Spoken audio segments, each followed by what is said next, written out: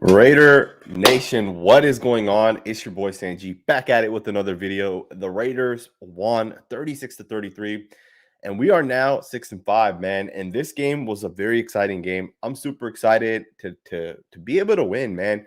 The Raiders have lost 5 of their last 7 games, and the Raiders today pulled it off on Thanksgiving, primetime game. But the guy that really pulled it off was Derek Carr. Derek Carr had himself a fantastic game, and we're going to get into all of that. I see a lot of you guys' comments already here, so thank you guys. All of you guys that are already here, is over 50, already here within the first 30 seconds or so. Huge shout out to every single one of you guys.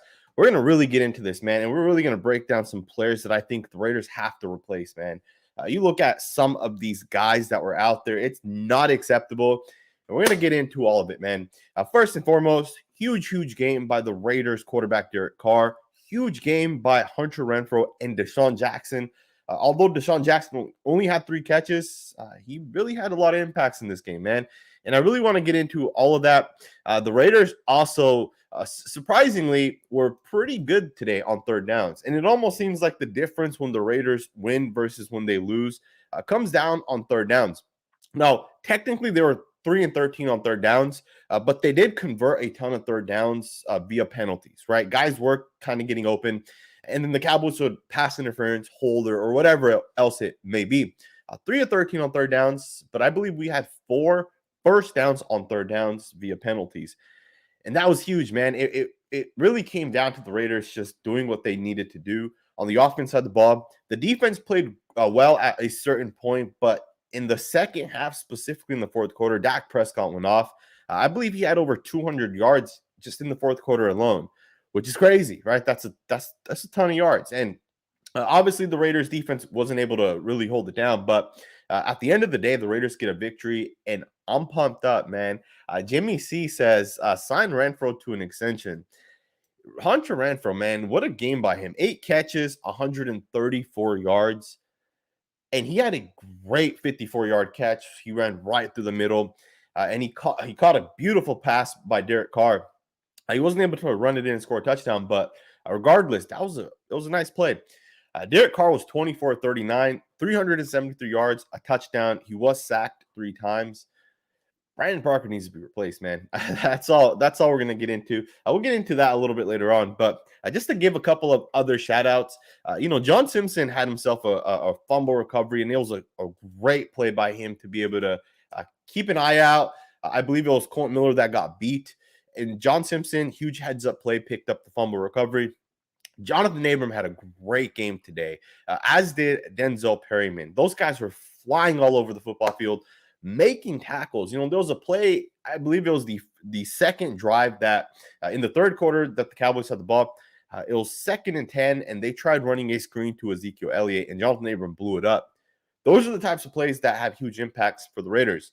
Yannick Ngakoue had a key sack with about 7 minutes left in the game. Now, obviously, it went into overtime, which isn't the best way to win, but the Raiders still got it done, man. We still got the victory, and I'm pumped up about it. Before we jump forward, hit that thumbs up button if you guys can. I would really appreciate it. There's over 100 of you guys here. I know a lot of people are celebrating Thanksgiving with their families. So if you guys are here, I really appreciate it. A thumbs up goes a long way. We have some super chats that I want to get into. If you guys have questions, comments, super chats are always the best way.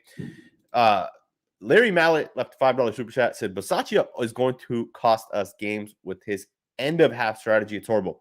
What's crazy is Rich Bisaccia is a terrible head coach, in my opinion. His game management, and it's not just today, it's been like this last 2 to 3 games. It's been terrible. 4th and 1, he punts the ball. On plays like today, where we have potentially 45 seconds going into halftime, if the Raiders just call a timeout, use 1 or 2 timeouts right before the half, and you have a shot to put up points. And we decide not to do anything. Even then, there was a point where we got to about the 30-yard line after they ran the ball to Josh Jacobs, and he picked up about 10 yards. We got to the 30-yard line. We had 2 timeouts left in 19 seconds. You're telling me we couldn't run at least 2 to 3 plays to potentially get into field goal range? At the very least, you attempt a long-distance field goal. I don't know, man. I don't agree with what Rich Bisaccia did and how he kind of game plans and kind of thinks strategy-wise. We got the win today, but it is still questionable. we do have to keep in mind the Dallas Cowboys were without their two best guys on the offense side of the ball, right? They were without Amari Cooper and they were without CeeDee Lamb. Obviously, the Raiders were also out Darren Waller. He got hurt. But still, the Raiders get a win against a Dallas Cowboys team that's pretty good, right? They were 7-3 coming into this game, and now they're 7-4. The Raiders are 6-5, and we're looking to potentially get into the playoffs. The Raiders, I said, are a pretty decent team, and it seems like after beating a Cowboys team that was 7-3, we're showing people that we can definitely get wins. I think maybe the biggest thing today was the fact that DeSean Jackson played pretty much 70% of the game, 70 to 80% of all the snaps, and he was really making a huge impact. He had 3 catches for 102 yards and a touchdown. But more than that, he had a pass interference that we got to the 1-yard line because of him. We had another third down pass interference. We picked up the first down because of him. There was also another play where Derek Carr threw it deep to Zay Jones. Had he thrown it the opposite way to DeSean Jackson, it could have potentially been a pass interference on that side as well. Either way, man, the Raiders really stepped up today. Steve Parker said, I noticed a huge cheer from the crowd when Carlson clinched it. Way to rep as Raider Nation. I didn't necessarily hear that, to be honest, but the second the field goal went in, I was like, all right, I'm about to head downstairs. I quickly turned the TV off. I came downstairs. I decided, I got to get the video going, get live. Video obviously started a little late. It was scheduled for 5, but you can never predict when team goes in overtime. But another guy that had a pretty decent game today was Solomon Thomas, and I got to give a huge shout out to Solomon.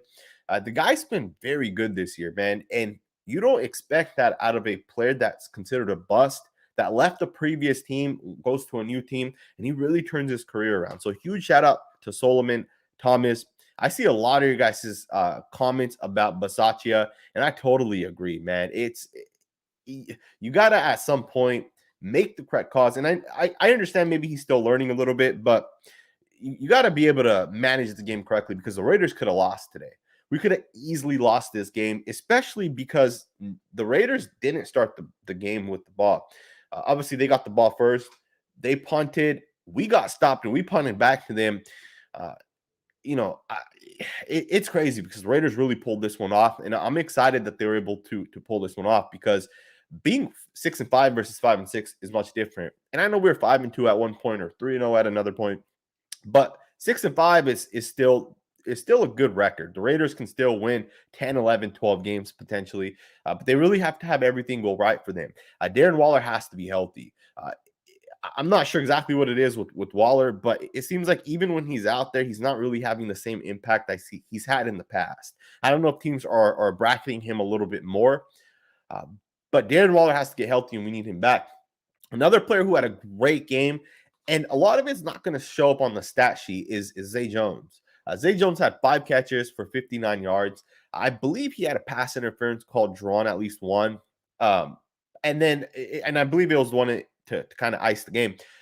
But even then, Zay Jones also did a ton of great things, man. Special teams, blocking. There was one play specifically where I saw him come down on a crack block, and he put the safety down. Or it might have been a corner, but he put the guy down, and Josh, I believe, picked up about 12 yards on that play.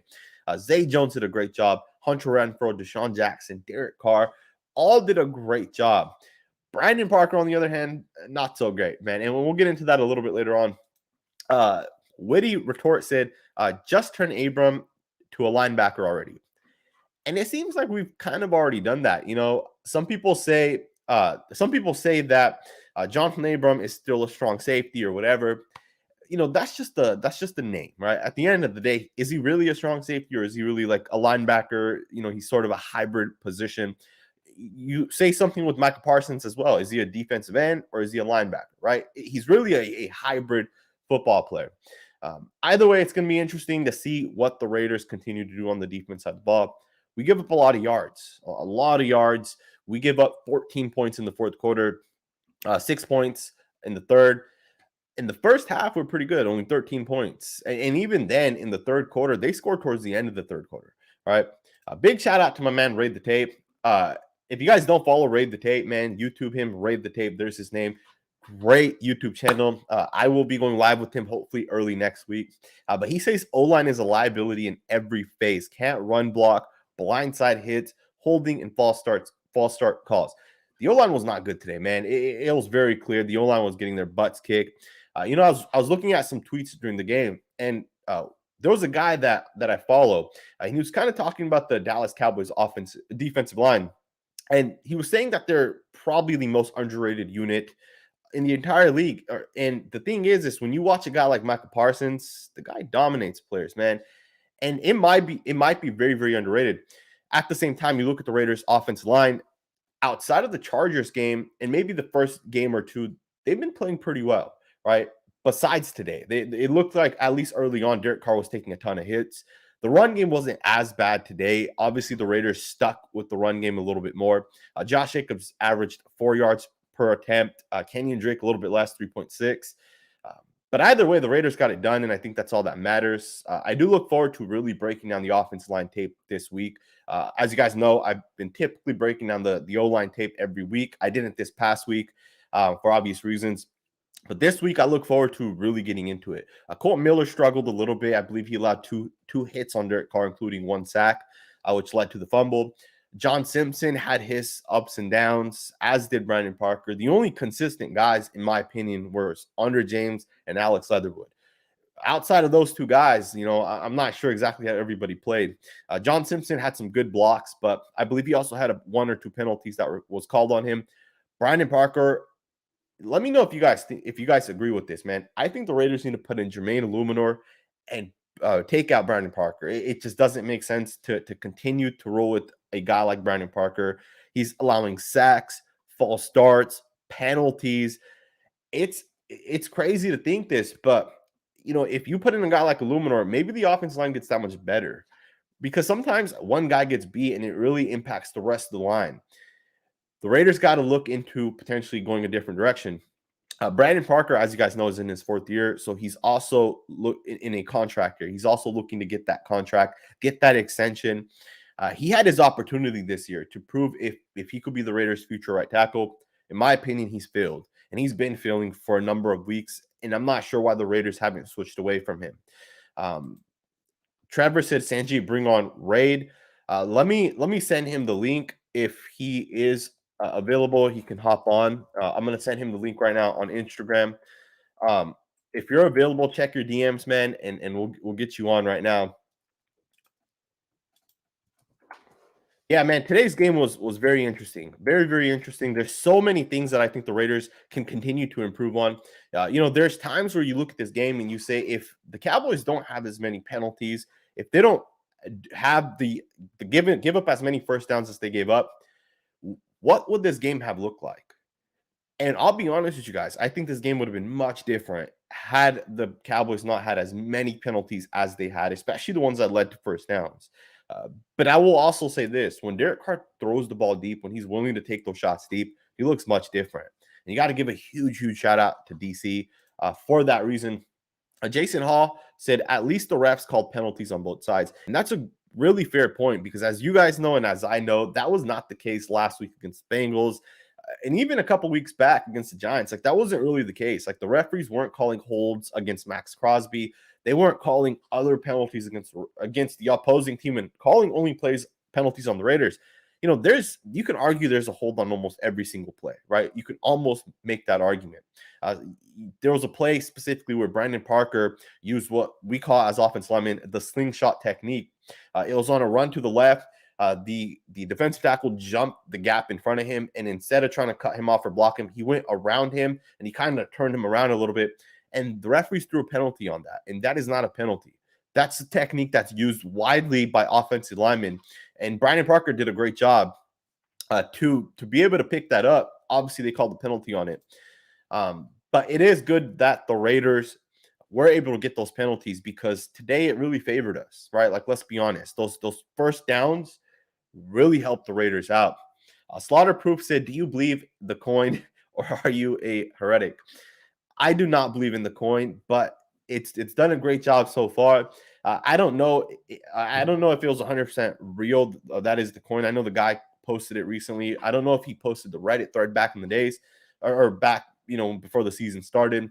Things can always be faked in my opinion. But either way, I do not believe in the coin. I do think whoever did it may be just very, very solid at potentially picking games. Thank you for the super chat. I really appreciate it. T Baggins said, yup, sit Parker. It was nice to see Carr stay in the pocket. Big win. Absolutely, man. You know, last week, I was one of many people saying the Raiders need to bench Derek Carr. He doesn't have it. He's not showing us what he showed us in the past. He's not doing what he's done in the past. And let's be honest, the 3 weeks that we lost, right, the past 3 weeks, even you can even say the 5 losses the Raiders have over the past 7 weeks, Derek Carr was not the same player he was today, right? Derek Carr today was taking deep shots. He was stepping up in the pocket. He was making plays. He was doing everything you have to do as a quarterback to win. If Derek Carr can continue to do that against all the other teams in the league, against the rest of the schedule that's remaining, the Raiders will be in every single game and they'll have an opportunity to win every single game. The issue that I have with Derek Carr is the inconsistencies. So is Derek Carr going to be that guy that's going to win the game for the Raiders, or is he going to be that guy that's inconsistent? And that's what we'll see going forward. Derek Carr did a great job today, and I want to see him continue to do what he did today going forward. It was absolutely nice to see DC really not be scared, right? Really just sit in the pocket, take those hits. Even then, he broke some tackles, which is crazy, right? He broke a tackle from, I believe, a safety who was trying to wrap him up in the backfield, and he was able to throw the ball away. And then another one came from Michael Parsons. He was able to break out of it. I believe he threw it towards Foster Moreau. Great job by Derek, man. He really made some plays that I haven't been seeing from him the past couple of weeks. Let's hope that this Derek Carr is the guy that we see going forward, because this Derek Carr I can get behind. This Derek Carr I know Raider Nation will rally behind. Let's continue. Let's hope to see this guy going forward. One of the things that I really want to touch on is the fact that the Raiders gave up so many yards, specifically through the air, 373 yards. On the against the run, 64 yards. They were much better, especially when it comes to yards per attempt. The Raiders did a great job containing the run. And in my opinion, Jonathan Hankins is a superstar player, man. I think Jonathan Hankins deserves a contract extension, and he deserves to be on this team long term. Jonathan Hankins blew up so many run plays. There was even a screenplay that he chased from the backside. He was taking on double teams. He did a great job today. Jonathan Hankins 100% deserves the game ball. Like, let's just be honest. The guy was dominating the interior offense line, and it really showed in the yards per attempt, right? Ezekiel Elliott had 9 carries for 25 yards. Tony Pollard had 10 carries for 36 yards. The Raiders defense really stepped up today. Now, obviously, against the pass, it wasn't the same, right? The Raiders really struggled. 32 of 47, 375 yards for Dak Prescott, and 2 touchdowns. And the only sack that the Raiders had was really just kind of a cleanup, right? Dak Prescott tried to run. He thought he had a free lane to run. Yannick Ngakoue ran upfield, and then he kind of came back and he jumped and he was able to grab Dak Prescott. It was a huge sack. I think there was like 7 minutes left in the game. But really, there wasn't as much pressure as the Raiders needed to get. Now, I will say this. There were a couple of holding calls that weren't called, specifically a 3rd down hold. The Max Crosby was held. It wasn't called. It doesn't matter. It was an incomplete pass. But either way, I think the Raiders did a good enough job to get the win, but I think they need to play better going forward. You look at some of the teams we have coming up, Kansas City Chiefs as an example. If you're not going to get pressure, we're not going to win. Right. Obviously, stopping the run is one phase of being able to win, but you got to also be able to stop the pass. Now, I will say this. The defense did come up big when needed. We were able to get some stops. We were able to force some field goals as opposed to touchdowns. When it really mattered, we got the offense the ball back, right? Specifically in overtime. When the offense punted the ball away, the defense stepped up and got a stop. And those are the types of things that really matter. There was also one play that the Raiders allowed a kick return. Tony Pollard took it back the distance. Those type of things are game changer, right? Although it says the Cowboys scored 33 points, really they scored 27 because of that, or 26, I should say. 27, I take that back because they went for the 2. So the defense really gave up 27 points. Isn't great, but it's not terrible, right? 27 points. You win a lot of games if you only give up 27 points, believe it or not, especially if you have a high-powered offense. Dirty Styles, thank you for the super chat. You said Crosby, we need more from him. He needs to add one more at least. Absolutely, man. We need way more from Max Crosby. Max Crosby was non-existent today. He may have had 1 or 2 pressures. He may have hit the quarterback once or twice, but we have to get more from Max Crosby. What he brought to the Raiders just wasn't enough. And if Max Crosby can't be there, the Raiders are going to struggle a little bit, man. Max Crosby obviously wasn't there as much. Yannick Ngakoue wasn't either. Quinton Jefferson had some pressures, as did Jonathan Hankins. Collapsed the pocket a little bit. Solomon Thomas, great game. The interior D-line showed up. Obviously, Ngakoue had 1 sack. Might have had a couple of hits. But the Raiders got to get more from Max Crosby. Max Crosby is supposed to be the Raiders' best player, right? Like, that's at least that's what the national media thinks, right? That's what the people that don't tune into every game think. In my opinion, I don't think he is, right? I think you could make the argument that maybe it's Casey Hayward, potentially even Yannick Ngakoue may be the best player for the Raiders defense. Even on the defensive line, you can say it's Yannick Ngakoue. Max Crosby's a great football player, don't get me wrong, but he's very inconsistent, and that's kind of been what I've seen with him. Let me know if you guys feel the same way. Do you guys think Max Crosby is a little inconsistent? Mr. Marty Mart said Carr hurt us, and I believe he did as well. I believe he knew that had he not showed up in this game, his career with the Raiders could have potentially been over. Like, there's a chance if Derek Carr did not play the aggressive style of football he played, there's potentially a shot that he may not have came back in, unless, Marcus Mariota comes in and gets hurt or plays terrible. Either way, I'm glad that Derek Carr showed up. I'm glad that he was able to get this win for the Raiders, because it was a huge win.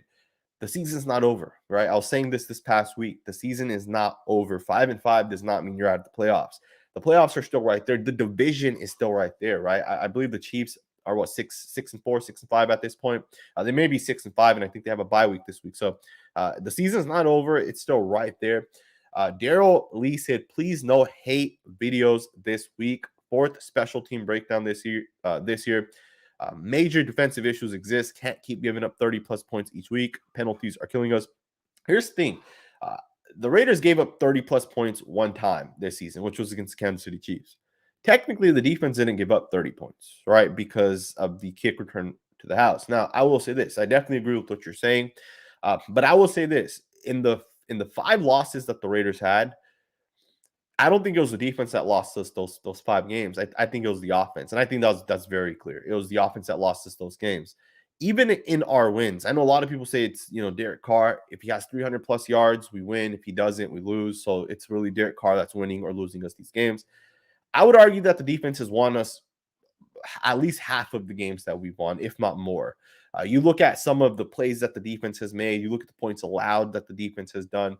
I know DC was on fire against the Broncos and Eagles, but the defense also stepped up and allowed us to play from ahead, right? So it's not like it's the defense that's like non-existent. I know we don't have a great defense, but we are, if you understand the scheme of things, if you understand how Gus Bradley runs his defense, Gus Bradley runs a defense where he will allow yards, right? He will bend, but he will not break. And that's the type of defense that the Raiders want to play with. Obviously, in today's game, we were able to play from ahead, and I think that really helped the Raiders out. Obviously, I do agree with you, though. Penalties are killing us. I do also think that the Raiders defense has to get better, but we should also keep this in mind. If Gus Bradley is here next year, right, assuming that whoever the new coach is decides to keep Gus Bradley, if that's the case, Gus Bradley's going to get some more players, right? He'll draft some people, he'll pick up some free agents, and we'll continue to build on the defense that we have. Now, obviously, we'll see who ends up re-signing, who doesn't, right? Guys like Max Crosby will be eligible for an extension. Yannick Ngakoue will have 1 year left. Casey Hayward might not be on this team, right? So we got to really think about which players we're going to keep going forward, which players we're going to extend. But that'll all depend on if Gus Bradley is going to be the coach going forward. You mentioned no Carr hate videos this week. I don't plan to do any videos hating on Carr. I may do one of Derek Carr and show some of the plays, some of the big plays he had, some of the big moments that the Raiders offense really stepped up, including some of the plays that Derek Carr made. Again, great job by DC, right? If DC plays like this going forward, the Raiders are going to win a lot of games, man. If you guys can hit that thumbs up button really quickly, I would really, really appreciate it. If you guys have questions, concerns, remarks, super chats are the way to go. They support this channel in allowing me to grow. As you guys know, I do film breakdowns, and a lot of these film breakdowns get demonetized because of the fact that I put the film out there. But if you guys can hit that thumbs up button, I would really, really, really appreciate it. Trip left a $5 super chat and said, seemed like Greg Olsen was more aggressive this game. You know what's crazy is when you look at the Raiders and you look at our games when we win and games in which we lose, it almost seems like the complete difference in those games is the aggressiveness that the Raiders play with. Is Derek Carr taking deep shots? Is Derek Carr willing to throw those 30-yard throws? Are we calling those plays for Derek Carr to throw the ball, right? You look at the past game against the Bengals. I don't know if Derek Carr even took a deep shot. I think the only deep shot he took was the one to Zay Jones on, I believe, 3rd and long. It was out of bounds. Outside of that, I don't think the Raiders took a deep shot against the Bengals. I feel like it was pretty much check down after check down after check down, or at least short yard throws.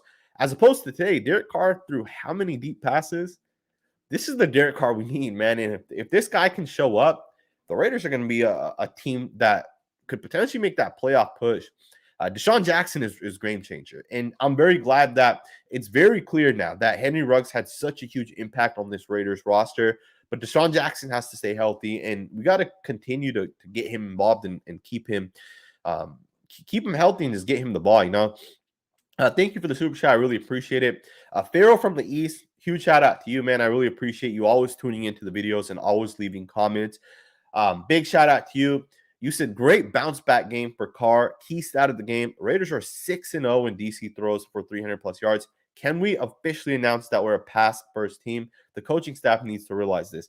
I totally agree. And you know what's crazy about that is we came into this game with the realization that we're going to try to run the football. 35 runs today by the Raiders, 143 yards, 4.1 yards per attempt, and 2 touchdowns.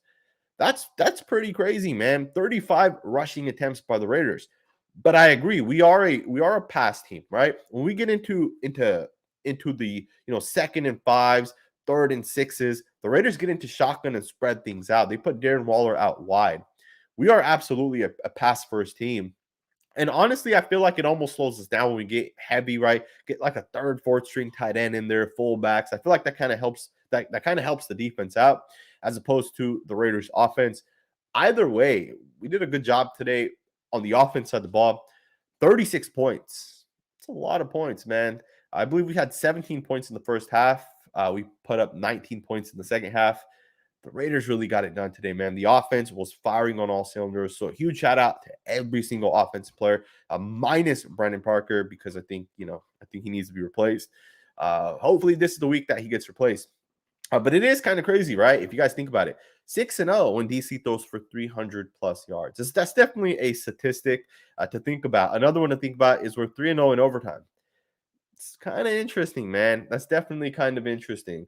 Again, we'll see what happens as this week kind of continues, right? We don't play for 10 days, which kind of sucks. I'm going to be honest with you guys. This Sunday is going to be super, super boring without the Raiders playing. But at least it'll feel good, right? The next 10 days will be nice that the Raiders got a victory. I'll be representing Raider Nation everywhere I go. And let's see what the Raiders do against the upcoming opponent. Another thing to kind of note that really I feel like favored the Raiders was time of possession. Against the Bengals, the Chiefs, and Giants, I believe we lost time of possession, but it was very skewed against the Chiefs and the Bengals. Today, the time of possession really favored the Raiders. 39 minutes for the Raiders, 26 minutes for the Cowboys. It's almost a difference in the game. And you can even argue that had the Cowboys not had that kick return for a touchdown, the Raiders could have potentially put this game away sooner than obviously in overtime. And again, I would not have been surprised if the Raiders put this game away. In fact, I think the Raiders should have. I was surprised that we weren't able to put this game away sooner. At one point, I believe the Raiders were up 27 to maybe 19 or something like that with the ball. So we had the opportunity to really put the game away, and obviously we weren't able to. 509 total yards, 77 plays. Today was a crazy game, man. And I'm very glad that the Raiders were able to get the win. Ty Davis or Ty, I believe it's Ty Davis, said first super chat, 6-5. We still in the hunt. I don't know what that emoji is. I don't know if that's common or I'm not sure, but I appreciate the super chat. Absolutely. It is crazy that the Raiders are 6-5 at this point, right? You can say in a negative or a positive way, right? The Raiders were 3-0, 5-2, 5-5, and now they're 6-5. Could have easily been 5-6 had we not shown up, but we showed up and we got it done.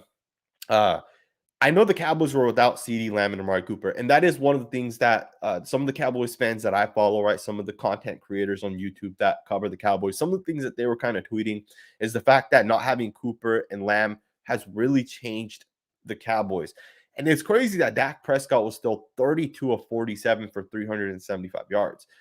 CeeDee Lamb and Amari Cooper are probably top 10 wide receivers, both of them, right? Each of them are top 10. If not top 10, they're top 15. Both guys are great wide receivers. And the Raiders, and they still put up 33 points, again, and that's what they're kind of saying. But you can also make the argument that the Raiders were obviously without Henry Ruggs.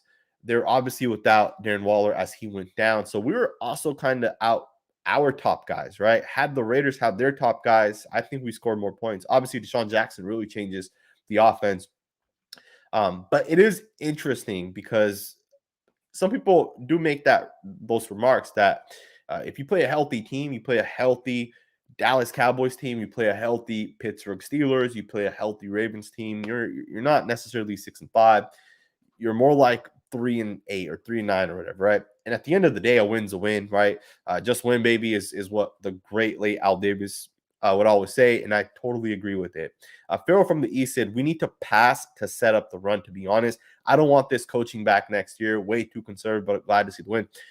You're super spot on, man. Like, I want to discuss this because I don't think a lot of people understand what Farrell from the East is saying. The NFL has shifted, right? Great teams no longer run first and then throw the ball. They throw the ball to set up the run. That's what great teams do. And you're spot on, man. We need to be able to successfully pass the ball, specifically throw the ball 20 plus yards deep, and then run out of those type of plays. A shotgun out of 2nd and 6 makes sense, right? Because they may expect to pass. But on 1st and 10, you put 3 tight ends in the game and run the ball. That's kind of expected, right? Get away from that. And I think the Raiders are kind of switching away from that. One of the things people have been mentioning is Darren Waller needs to play wide receiver.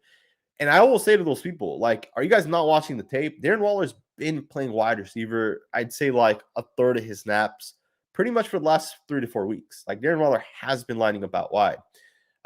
And I agree with you, though, right? You have to pass the ball to set up the run. And I feel like that's what the Raiders have to do, because if you're able to successfully throw the ball, it'll be that much easier for you to then run the football. Thank you for the second super chat, man. I really appreciate it. And I agree with the whole coaching staff situation. Rich Bisaccia is not it. He doesn't manage games correctly. And I understand he's inexperienced, but I don't want a guy that's inexperienced if the Raiders make the Super Bowl this year or next year or the year after. I don't want inexperienced coaches, because that's how you lose Super Bowls or playoff games, right? Thank you for the super chat. Cruise Control said, I don't understand DC. He was dynamic and confident in the last 2 games, and then he wakes up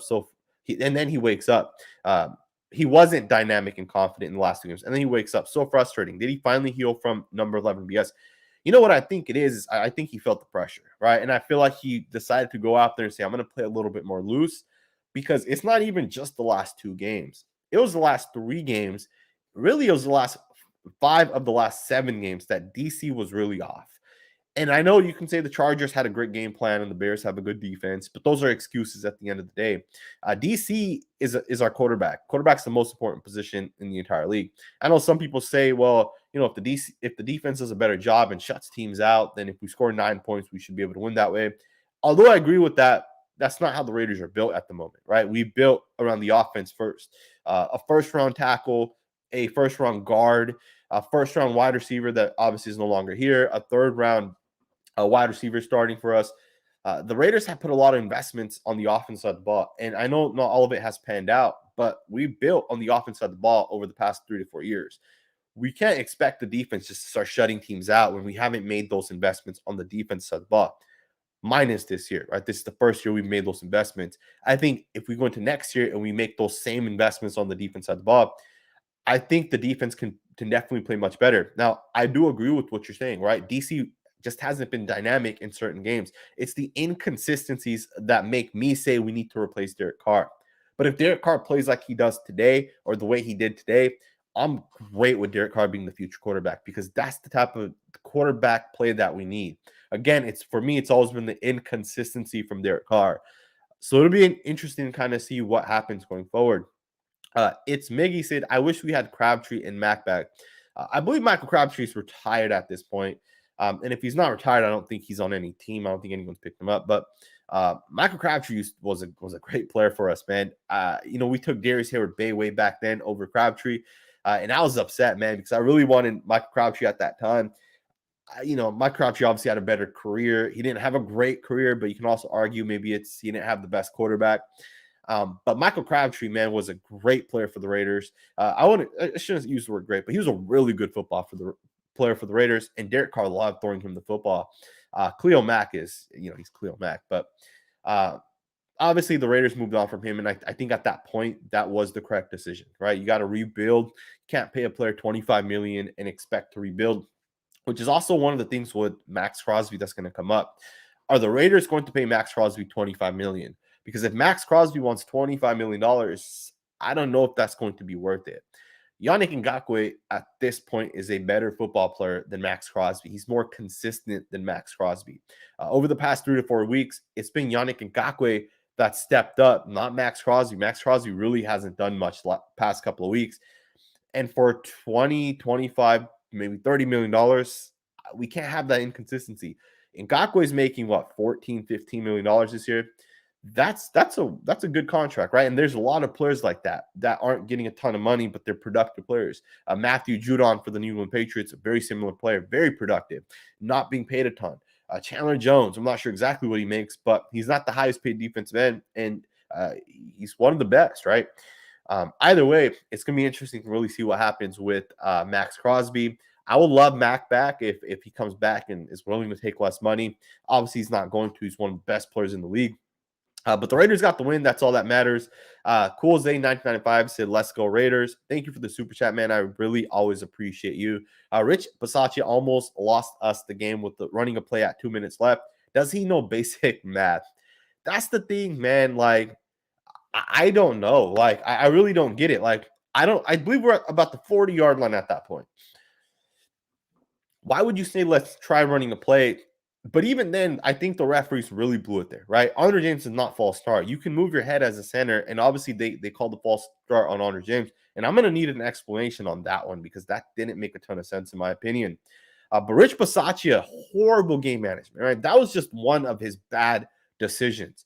You can go back right before halftime and look at the fact that when the Cowboys were driving downfield, there was a point where I believe there was about 45, 46 seconds left. The Raiders decided not to call a timeout.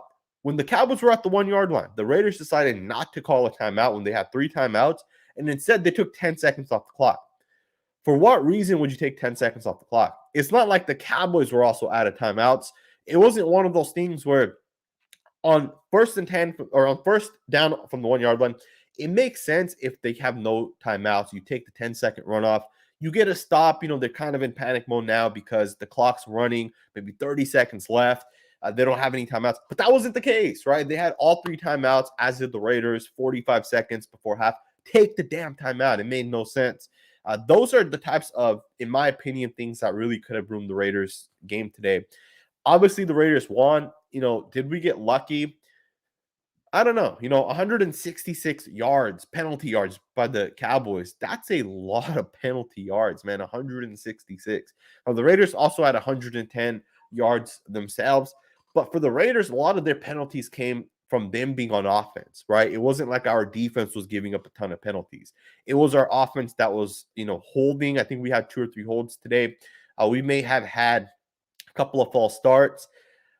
For the Cowboys, it was different. They were giving up first downs, right? They gave up 4 or 5 first downs via penalties. And that right there, in my opinion, is game changer. The Raiders also did a really good job in the red zone. They were 2 of 3. Great job, man, overall. Rich Bisaccia could have potentially lost us the game. We are lucky that we won this game. Fat Boy on a Diet said, hats off to daughters and wife, Jasmine, Jessica, and Michelle. Watch the refs try to kill us. I'm assuming you're talking about your wife, Jasmine, and Jessica and Michelle, our daughters. I'm not 100% sure, but thank you for the super chat, man. I really, really appreciate it.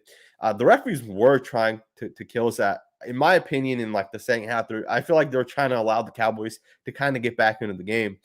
But yeah, man, today was a crazy win for the Raiders. I'm glad that we were able to get the win because the Raiders have to be able to get these games.